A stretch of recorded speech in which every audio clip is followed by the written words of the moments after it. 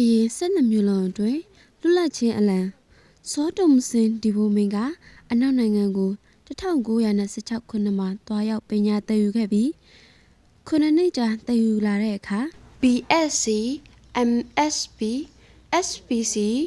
MRES ဆိုတဲ့ဘွဲ့လေးခုကိုရရှိခဲ့ပါတယ်။ဘွဲ့ရရှိပြီးတဲ့နောက်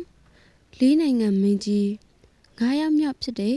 တော့ပြေကစောတုံစင်ဒီဘိုမင်နဲ့တွေ့ဆုံပြီးတင်ကတော်ပြီးထက်မြက်လာပါပြီတဲ့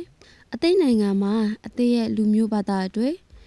အသိစိတ်ကြိုက်လွတ်လပ်စွာစီမံပိုင်ခွင့်ရှိတယ်လို့တော့ပြေကမိတ်ကြားတော်မူခဲ့ပါတယ်။အဲဒီကစောတုံစင်ဒီဘိုမင်က1933ခုနှစ်မှာမြန်မာနိုင်ငံကိုပြန်လည်ရောက်ရှိလာပြီးမိမိလူမျိုးနဲ့ဘာသာတွေ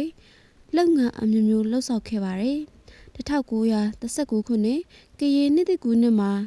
လွတ်လပ်ငြိမ်းချမ်းတဲ့အလံကိုစတင်အသုံးပြုခဲ့ပါတယ်။စိုက်ပေါင်းစုံကလူရာထောင်ချီနဲ့ကရင်တစ်မျိုးသားလုံးလွတ်လပ်ရေးရရှိကြောင်းကိုတောင်တစ်မျိုးလုံးစီကားတိုက်မြိုက်စွာလက်လေကကြွေးကြော်ခဲ့ကြပါတယ်။1940ခုနှစ်မှာကယားပြည်နယ်အနောက်ခြမ်းဖြစ်တဲ့တန်တူရွာမှာအဲ့ဒီအလံကိုလွှင့်ထူပြီးနှစ်တကူစတင်ပြုလုပ်ခဲ့ပါတယ်။အဲ့ဒီအလံကရှမ်းကယားနယ်စပ်ဘက်မှာဖြစ်တဲ့စနက်ရွာတစ်ခုတန်တူရွာတစ်ခုနဲ့ဟန်ဆွဲရွာတစ်ခုအလံအားလုံးပေါင်း3ခုရှိခဲ့ပါတယ်။နောက်ပိုင်းမှာဒုတိယကမ္ဘာစစ်ဖြစ်ပြီးနိုင်ငံရေးမတည်ငြိမ်မှုကြောင့်အလံကိုဆက်လက်လွှင့်ထူနိုင်ခြင်းမရှိတော့ပဲ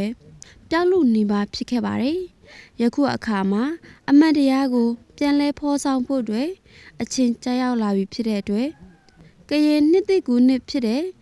19ရက်12လ2025ခုနှစ်ကကရင်လူမျိုးအတွက်